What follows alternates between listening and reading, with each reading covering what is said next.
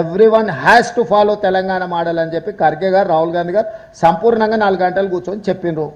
ఆ తెల్లారి తాల్కటోరటేరియంలో దేశంలో ఉన్న వాళ్ళు అందరినీ పిలిపించి రాహుల్ గాంధీ ఖర్గే గారు మద్దతు ఇచ్చిండ్రు. ఇది ఒక ప్రాసెస్, కంటిన్యూస్ ప్రాసెస్. ప్రతిరోజు ఈయన రాలేదు, అసలు పార్లమెంట్కి రాని ప్రధానమంత్రి గురించి వాళ్ళు ఏం మాట్లాడారు, పెండింగ్ ఉన్న బిల్లుల గురించి ఏం మాట్లాడారు, రోజు వీళ్ళు ఏ పంజాలో వాళ్ళే చెప్తారా. సిబు సోరెన్ గారు చనిపోయిన ఆ కుటుంబాన్ని పరామర్శించడానికి రాహుల్ గాంధీ పోయాడు. అక్కడ నుంచి కోర్టులో కేసు పెట్టారు, తప్పుడు కేసు పెట్టిండు కాబట్టి లా అబైడింగ్ సిటిజన్గా కోర్టుకు అటెండ్ చేసిన రాహుల్ గాంధీ. ఇంత కూడా జ్ఞానం లేకుండా అజ్ఞానులాగా మాట్లాడితే మనం ఏం చేస్తాం, జాలిపడడం తప్ప. అర్థం పర్థం లేని ఆరోపణలు, ఆయన లేడు ఈయన లేడు, వాళ్ళు ఎవరు లేరు. మీకేం రోగం వచ్చింది, మీకు ఏమైనా పెద్ద రోగం వచ్చిందా, మీరు చేయొచ్చు కదా. అడుగుతున్నది మిమ్మల్ని కదా. ఇప్పుడు బీజేపీ వాళ్ళకు ఏమైనా పెద్ద రోగం వచ్చిందా, ఎందుకు చేస్తలేరు?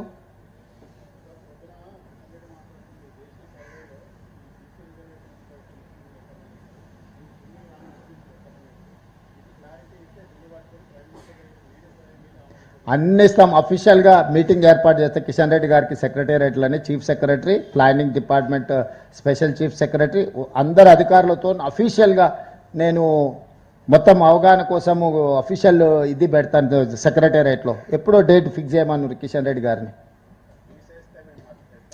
కృష్ణ, అందుకే కిషన్ రెడ్డి గారిని రమ్మంటున్నా. మొత్తం కలిపి చీఫ్ సెక్రటరీ, ప్లానింగ్ డిపార్ట్మెంట్ చూసింది ఇదంతా, వన్ మ్యాన్ కమిషన్ చూసింది ఇదంతా, బీసీ కమిషన్ చూసింది. దీంట్లో వివిధ అందరిని పిలిపించి అఫీషియల్ కార్పొరేట్ ప్రజెంటేషన్ ఇస్తారు. అన్అఫీషియల్గా నేను కిషన్ రెడ్డి లేకపోతే మహేష్ గౌడ్ గారు కిషన్ రెడ్డి వ్యక్తులుగా మాట్లాడుకున్నట్టు కాదు, ప్రభుత్వ పరంగా స్పష్టంగా సోషల్ జస్టిస్ మినిస్టర్ కూడా రమ్మనుంది తెలంగాణకు.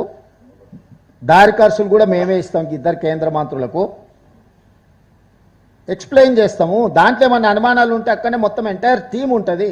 లేదు కిషన్ రెడ్డి గారిని ఇక్కడనే టైం పెట్టమని ఉంటే నేను అందరినీ యంత్రాంగాన్ని అంతా తీసుకొని వస్తే ఢిల్లీకి.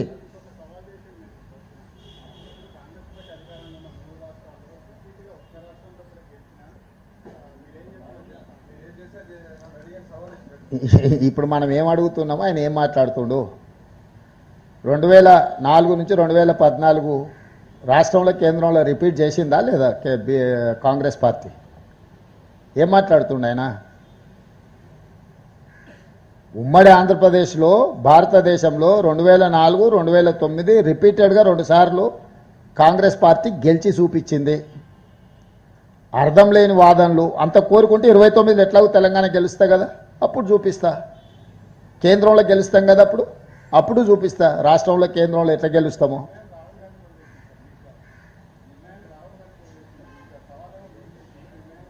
దేనికోసం అంట?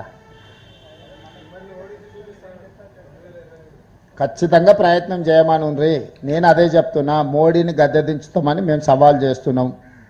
దిగకుండా ఆయన ఎట్లా అడ్డుపడుతాడో పడ్డమని ఉండ్రి. 150 సీట్లు దాటనీయమని చెప్తున్నా నేను ఈరోజు బీజేపీకి కేంద్రంలో.